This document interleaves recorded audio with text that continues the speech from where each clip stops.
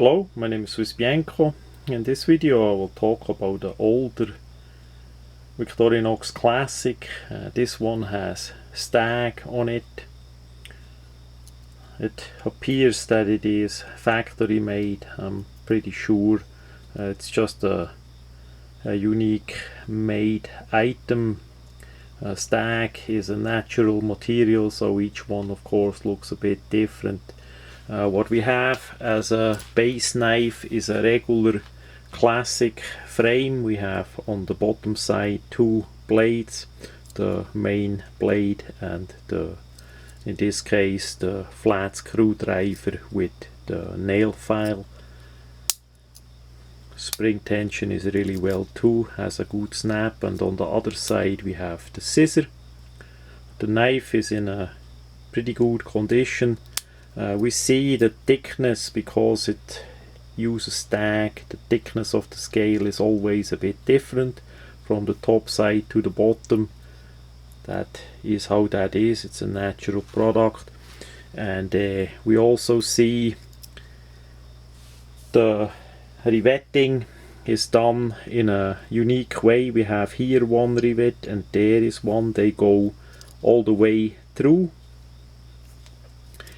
And as you hopefully know, the classic system uses 4 rivets, so we have one here, second is there, third is here, and number 4 is there.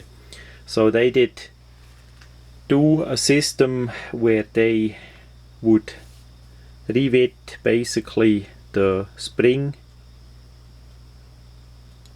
here at the end. First they would rivet the blades in the frame without the scales, the stag grips, and then they would add on top of it the stag scales and then rivet the springs through it.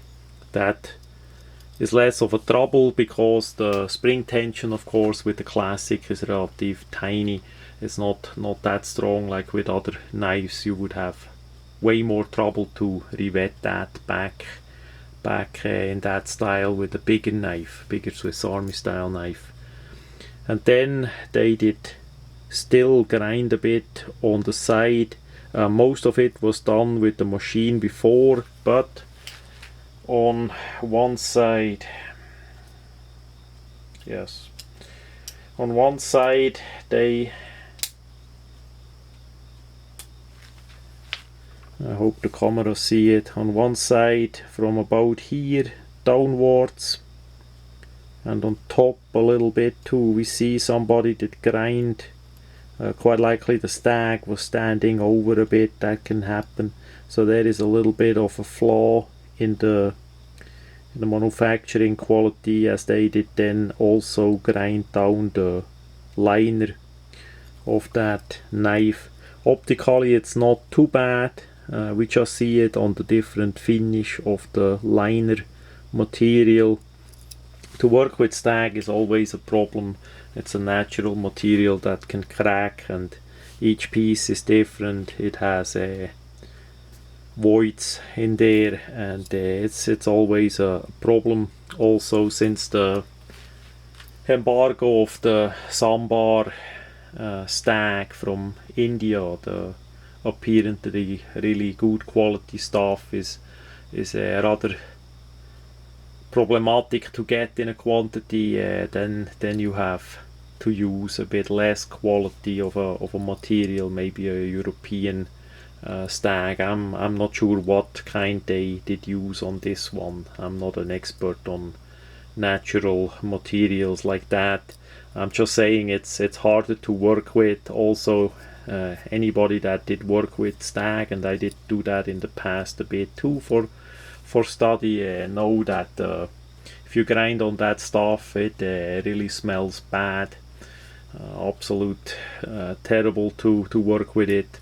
So hopefully, as they machined the scales, that they had a CNC machine or something that they could cover up and not grind by hand. All in all, such items are relatively unique, relatively rare, not too many made. quite a substantial price, higher price than a regular one, of course.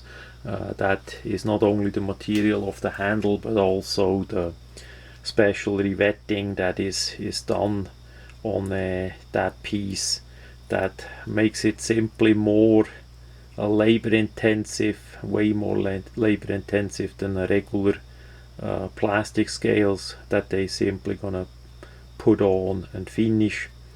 The Yeah, that's something that is a bit a tradition in Europe, to have pocket knives with stag handle, like this one here.